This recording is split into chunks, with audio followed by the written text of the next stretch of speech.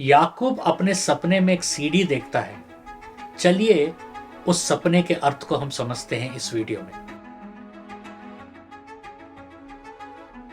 मैंने बहुत सारे वीडियोस बनाए हैं और वो वीडियोस का लिंक्स नीचे डिस्क्रिप्शन में दिया गया है, जरूर उस लिंक्स में जाइएगा। याकूब एक सीढ़ी देखता है अपने सपने में। ये उस समय था जब याकूब अपने घर से भाग रहा था अपने भाई से बचने के लिए। ये उत्पत्ति ग्रंथ के 28वां अध्याय के 12 से लेकर 17 वचन में हम पढ़ते हैं कि याकूब अपने सपने में एक सीढ़ी देख रहा है और वो सीढ़ी का निचला हिस्सा पृथ्वी के ऊपर है और उसका सबसे ऊंचा वाला हिस्सा वो ठेका हुआ है स्वर्ग पर, और देवदूत उतर रहे हैं और चढ़ रहे हैं, और सबसे ऊपर का हिस्सा वो स्वर्ग से जहाँ पर सीढ़ी इंक्लाइन कर रहा है वहां से परमेश्वर बात कर रहे हैं और अब्राहम के वाचाओं को याकूब को याद दिला रहे हैं। और याकूब जब उठता है वो समझता है कि वो तो एक पवित्र स्थान में यहाँ खड़ा है, और ये सपना, या इसको आप एक दर्शन के रूप का सपना भी कह सकते हैं, ये याकूब के जीवन को पूरा बदल देता है। ये सपना बताता है कि स्वर्ग हमसे दूर में नहीं है। ये सपना और एक चीज भी हमें बताता है कि परमेश्वर हमारे निकट है और परमेश्वर हमारी परिस्थितियों को देख रहे हैं और समझ रहे हैं। ये जो याकूब का सीढ़ी है, जो याकूब अपने सपना में देख रहा है, ये सीढ़ी दर्शाता है संबंध यानी कनेक्शन का। ये एक ब्रिज है, समझ रहे, एक पुल है जो सांसारिक दुनिया और आत्मिक दुनिया को जोड़ता है। सांसारिक दुनिया में हम हैं और आत्मिक दुनिया में परमेश्वर है, उसे जोड़ता है। देवदूत भी उतर रहे हैं और चढ़ रहे हैं। इसका मतलब यह है कि परमेश्वर के देवदूत निरंतर पृथ्वी पर आ रहे हैं और पृथ्वी से स्वर्ग में जा रहे हैं।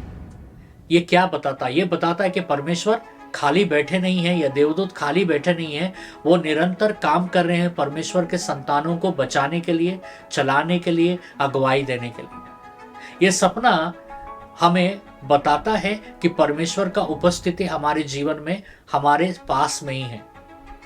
यहाँ पर एक और उदाहरण देखते हैं कि जब हम यूहन्ना का सुसमाचार पहला अध्याय का 51 में जब हम पढ़ते हैं, यीशु मसीह नतनएल से कह रहा है कि स्वर्ग खुलेगा और देवदूत उतरेंगे और चढ़ेंगे परमेश्वर के पुत्र के ऊपर।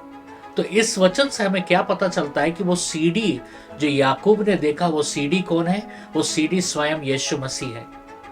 हाँ, यीशु मसीह ही वो मार्ग है जो हमें सांसारिक से आत्मिक तक हमें जोड़ता है।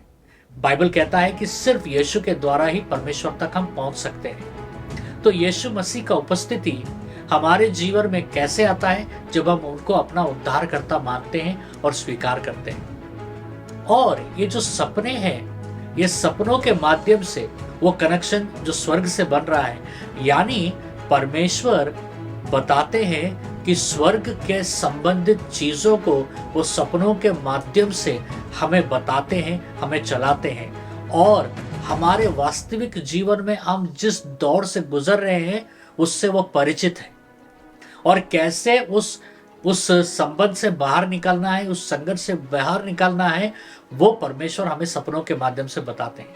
जब हम प्रसंगी के 5:2 में जब हम पढ़ते हैं, उसमें एक वचन लिखा रहता है जो कहता है कि मैं सो रहा हूं लेकिन मेरा प्रेमी द्वार खटखटा रहा है। ये प्रेमी कौन है? ये प्रेमी परमेश्वर है। यानी जब हम सोए रहते हैं, हमारा शरीर सोया हुआ है, लेकिन परमेश्वर एक सपनों के माध्यम से हमारे द्वार को खटखटाता है, और वो हमसे अनुमति चाहता है कि वो हमारे जीवन में आकर हमारे समस्याओं के विषय में हमसे बात करे, वो हमें बताए, वो हमें अगुवाई दे, वो हमें प्रोत्साहित करे।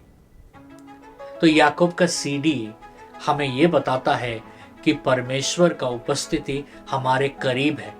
सिर्फ हमें खोजना है, सिर्फ हमें प्रार्थना करना है, हमें इच्छुक रहना है कि परमेश्वर हमसे संपर्क करे। वैसे तो परमेश्वर तैयार है हमसे संपर्क करने के लिए।